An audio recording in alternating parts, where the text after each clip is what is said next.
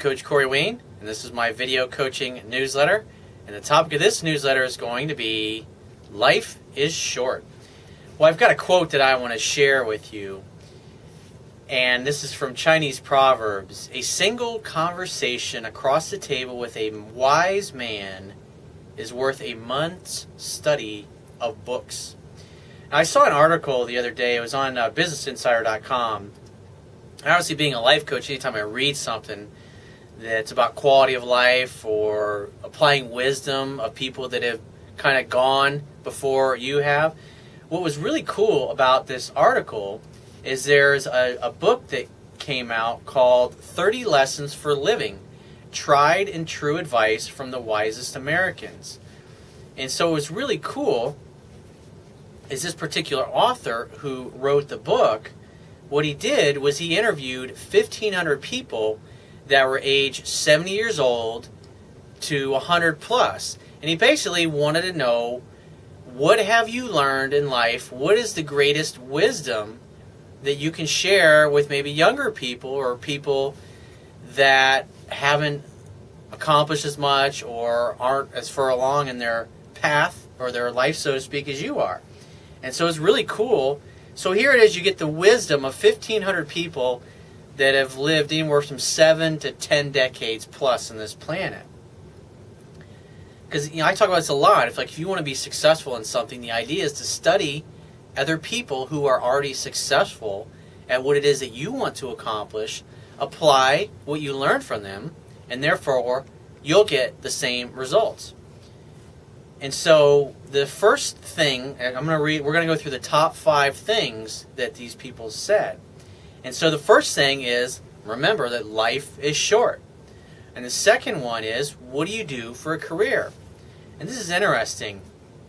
They all said this. They didn't say that, they didn't urge you to go get good, steady, well-paying jobs. They all consistently said, do something that you enjoy. And they said, based on this extremely acute awareness for the shortness of life, everybody argued that you should find work you love.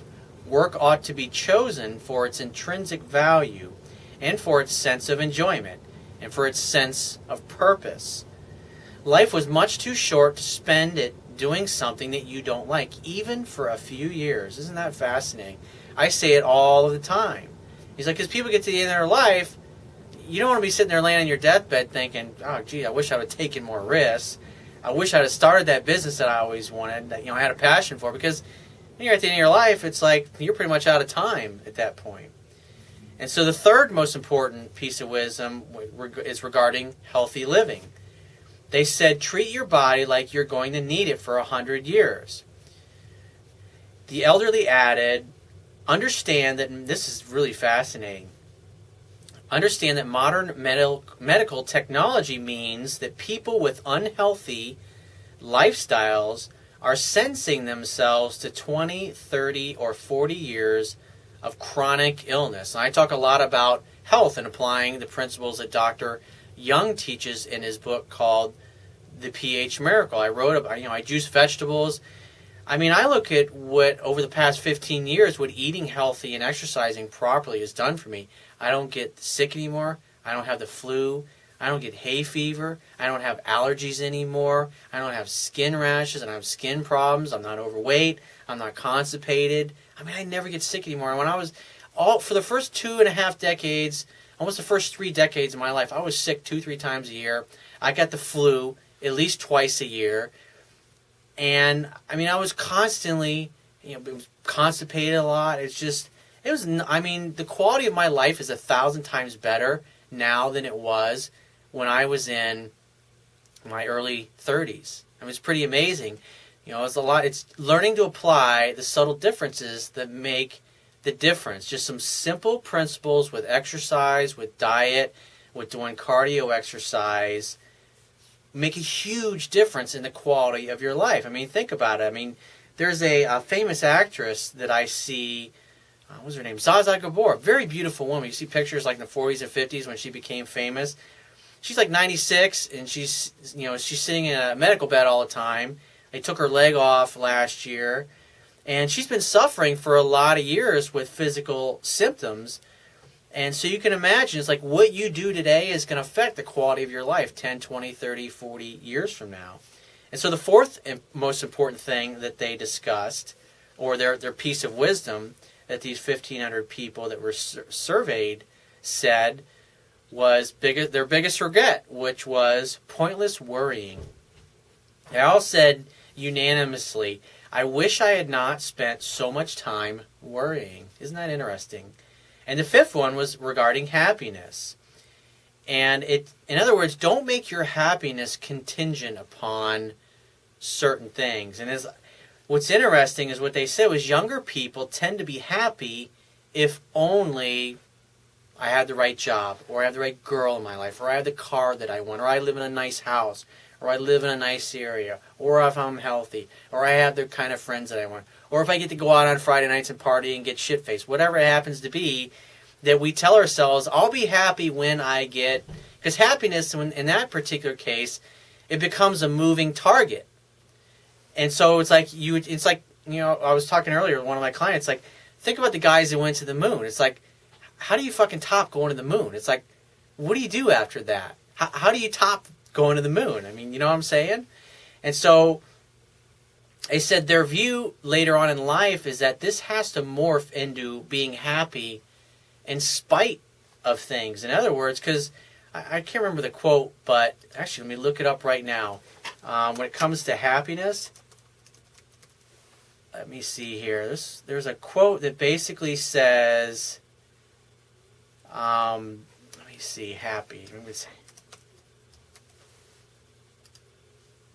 Basically, that choose carefully what you focus on, because whether you make yourself happy or you make yourself miserable, the amount of work is the same. In other words, it's a conscious choice. You're consciously choosing to be happy. In other words, you are labeling the circumstances or the events of your life as being something that is the cause of you deciding, oh, well, now I'm unhappy. But you can look at, because many things are going to happen in life that you're going to have no control over. Things are going to happen that you don't like, that you're going to, that can really kind of sucks. And just sometimes shit happens in life, and the only thing you really have control over is what those events mean to you. Like if you've realized that your career sucks. Like I was talking to somebody earlier today. I did a phone session with him on purpose of life, quality of life, and something I said to him like really struck him. And I said, because the average person is working their job and they're working just hard enough to not get fired. And the guy goes, that is exactly me. And because he's tried a few other things as far as career-wise, going to school or going back to school, and he always dropped out and dropped his classes. And what we got into was the fact that what he had chosen was simply not emotionally compelling enough to continue to propel himself forward. In other words, he just simply, it was not emotionally compelling to him enough in order to stick with class. Because at the end of the day, unless you choose something that you really love, when it gets hard, you're going to quit. And that's what I pointed out to him, is that's what he was doing. Is like when things got difficult, because he really wasn't committed to it, and his internal enthusiasm wasn't really there. His internal guidance wasn't really engaged in the classes that he happened to be taking and what he was choosing to major in or gravitate towards. That's why he chucked it. And that's why when I work with people and I do phone sessions with them on helping them either choose a new career or start a new business or decide if starting the particular business they want to start is the right course of action for them, I always focus on getting it down to what it is that's driving them. What is driving their behavior? What drives you?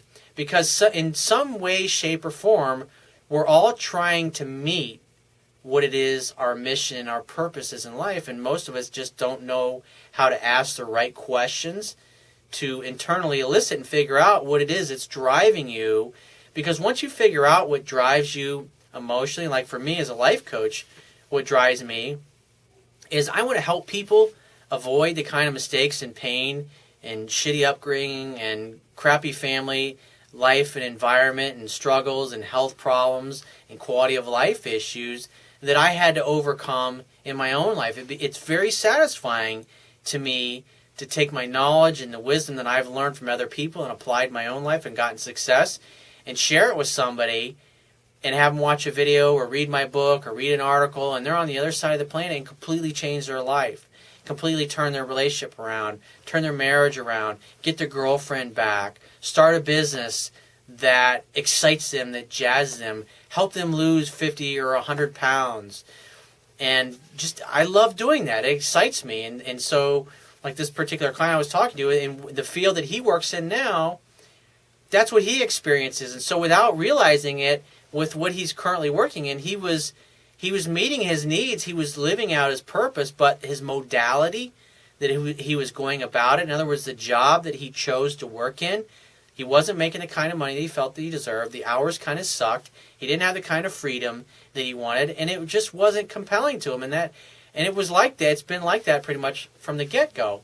And so what he's doing now is looking and searching for other companies or other people that work in achieving the same kind of things. In other words, helping people in a way that's compelling.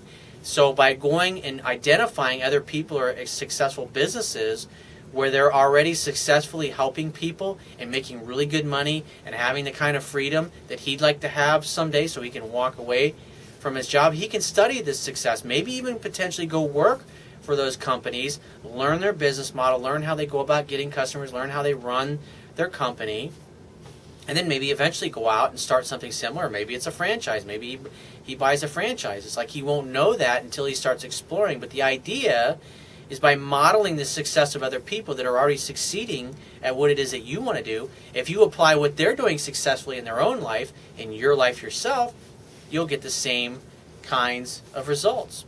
So if you'd like to get my help with either figuring out your purpose, starting a new business, figuring out if the business that you think you want to go into is really the right thing for you, because the idea is that the only way you're going to be great at it and really successful is if you love it and you have a passion for it. And so if you'd like me to help you, or maybe you want to change your career and figure out something that is much more fulfilling, much more compelling to you, go to my website, and on the Wibia toolbar at the top of your screen, just click the Products tab and follow the instructions for booking a paid phone coaching session. And I will talk to you soon.